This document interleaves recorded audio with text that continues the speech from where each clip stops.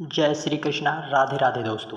आज हम एक बहुत ही इंटरेस्टिंग नॉलेजेबल वीडियो की बात करेंगे, जिस चीज़ की जानकारी आप लोगों को बिल्कुल ही नहीं होगी। यदि हो तो कमेंट में ज़रूर बताएं। आप राजा त्रिशंकु के बारे में सुना होगा या ना सुना होगा, लेकिन हम आपको सुनाने की कोशिश करेंगे। क्यों महर्षि विश्वामित्र ने एक नया स्वर्ग बनाया, क्या आवश्यकता पड़ गई, राजा हरिश्चंद्र के पिता कौन थे, किस कारण राजा त्रिशंकु आकाश में लटके, और विश्वामित्र और वशिष्ठ जी ने एक दूसरे को क्यों श्राप दिया। इन सब इंटरेस्टिंग फैक्ट्स के बारे में आज हम बात करेंगे। एक एक जानकारी कहानियों के माध्यम से, कथाओं के माध्यम से आप तक पहुंचाने का प्रयास करेंगे, ताकि आप लोग भी इन कहानियों को समझ सके। तो चलिए शुरू करते हैं। राजा त्रिशंकु कौन थे, उन्हीं की पूरी डिटेल्स वीडियो है। कैसे उनकी उत्पत्ति हुई, वो किस कुल के थे, तो इसका वर्णन करने वाले हैं। महाराजा मानधाता के पुत्रों में सर्वश्रेष्ठ महाराजा अमरीश थे। उनके दादा युवान श्रवा ने उन्हें पुत्र रूप में स्वीकार कर लिया था। उनका पुत्र युवान श्रवा और युवान श्रवा का हारित मानधाता के वंश में ये 3 अवंतर गोत्रों के प्रवर्तक थे। नागों में उनकी बहन नर्मदा का विवाह पुरुकुस्त से कर लिया गया। नागराज वासुकी की आज्ञा से नर्मदा अपने पति को रसातल में लेकर चली गई। वहां भगवान की शक्ति से संपन्न होकर पुरुकुस्त ने वध करने योग्य गंधर्वों को मार डाला। इस पर नागराज ने प्रसन्न होकर पुरुकुस्त को वह दिया कि जो इस प्रसंग का स्मरण करेगा वह सर्पों से निर्भय हो जाएगा।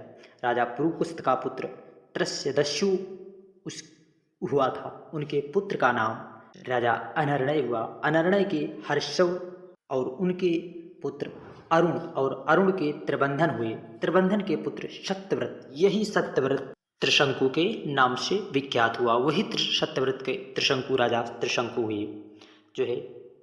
यद्यपि त्रिशंकु अपने पिता और गुरु के श्राप से चांडाल हो गए, परंतु विश्वामित्र के प्रभाव से वह सशरीर स्वर्ग में चले गए।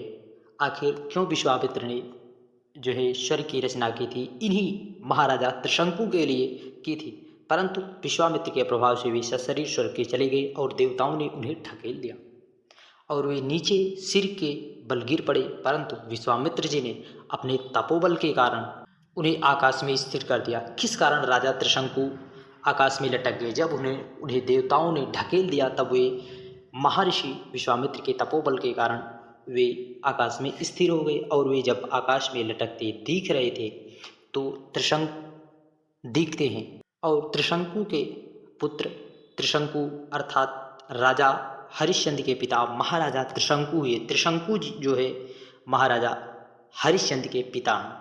राजा हरिश्चंद्र के पिता कौन है, इस नॉलेज के लिए आप राजा त्रिशंकु जो है राजा हरिश्चंद्र के पिताजी हैं, इस फैक्ट को आप नोट कर लें। फिर उसके बाद उन्हीं के लिए जब उन्हें महर्षि वशिष्ठ ने उन्हें विश्वामित्र और वशिष्ठ जी ने एक दूसरे को उन्हीं के कारण श्राप दे दिया, उन्हीं त्रिशंकु के ही कारण। क्योंकि जो है त्रिशंकु इतना चांडाल प्रवृत्ति का था कि राजा युधिष्ठिर इतना चांडाल प्रवृत्ति का था कि महर्षि वशिष्ठ से कहीं किसी कारणवश कुछ गलतियों के कारण महर्षि वशिष्ठ ने उन्हें श्राप दे दिया था, उनके कुकर्मों के कारण। इसी के कारण राजा पौराणिक कथाओं के अनुसार एक कथा इसमें यह भी आती है कि राजा त्रिशंकु और विश्वामित्र जी की परम मित्रता थी। इसी के कारण उन दोनों महर्षि विश्वामित्र और वशिष्ठ जी ने एक दूसरे को श्राप देकर पंक्षी हो गए और वर्षों तक लड़ते रहे। हरिश्चंद्र के कोई संतान न होने के कारण इसी से वे उनका मन उदास रहने लगा, और वे नारद के उपदेश से वे वरुण देवता की शरण में गए और उन्हें प्रार्थना की, और प्रभु मुझे पुत्र प्राप्त हो। महाराज, यदि मेरा पुत्र वीर होगा तो मैं उसी से आपका यजन कराऊंगा। वरुण ने कहा ठीक है। तब वरुण की कृपा से हरिश्चंद्र के रोहित नाम का पुत्र हुआ। पुत्र होने के कारण वरुण ने आकर उनसे कहा, हरिश्चंद्र, तुम्हें पुत्र प्राप्त हो गया है, अब इसके द्वारा मेरा यज्ञ करो। हरिश्चंद्र ने कहा, अब आप यह यज्ञ पशु रोहित 10 दिनों से अधिक का हो जाएगा। तब यज्ञ के योग्य हो गया। 10 दिन बीतने पर वरुण ने आकर फिर आज्ञा, अब मेरा यज्ञ करो। हरिश्चंद्र ने कहा, जब आपके यज्ञ पशु के मुख में दांत निकल आएंगे तब वह यज्ञ के योग्य होगा। दांत उगने पर वरुण ने कहा, तब उनके दांत निकल आए, मेरा यज्ञ। हरिश्चंद्र ने कहा, जब तक इसके दूध के दांत न गिर जाएं तब तक यज्ञ नहीं करूँगा। इसी तरह कई बहाने वरुण देव को जो है बताते रहे राजा हरिश्चंद्र। इस प्रकार राजा हरिश्चंद्र पुत्र के प्रेम से हीला हवाला करते समय टालते गए। इसी कारण यह कि पुत्र स्नेही ही फांसी ने उनके हृदय को जकड़ लिया। वे जो समय भी बताते वरुण देव उन्हीं की बांटते थे। जब रोहित को इस बात का पता चला तो पिताजी तो मेरा बलिदान करना चाहते हैं, तब उन्होंने अपने प्राणों की रक्षा के लिए हाथ में धनुष लेकर वन में चला गया। कुछ दिन बाद उसे मालूम हुआ कि वरुण देवता ने रुष्ट होकर मेरे पिताजी पर आक्रमण किया है, जिसके कारण वे महोदर रोग से पीड़ित हो गए हैं। तब रोहित अपने नगर की ओर चल पड़ा, परंतु इंद्र ने आकर उसे रोक दिया। उन्होंने कहा, बेटा रोहित, यज्ञ पशु बनकर मरने की अपेक्षा तो पवित्र तीर्थ और क्षेत्रों का सेवन करते हुए पृथ्वी पर विचरना ही अच्छा है।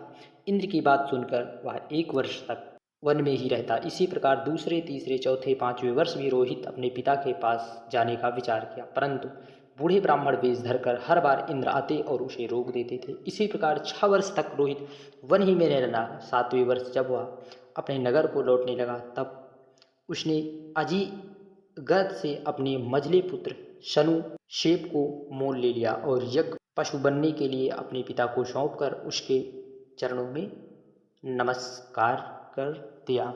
आज की नॉलेजेबल वीडियो के लिए आप लोग इस चैनल को ज़रूर लाइक करें। साथ ही साथ वीडियो कैसी लगी ज़रूर कमेंट में बताएं कि आप इस जानकारी को जानते हैं, आपको नॉलेज है या नहीं।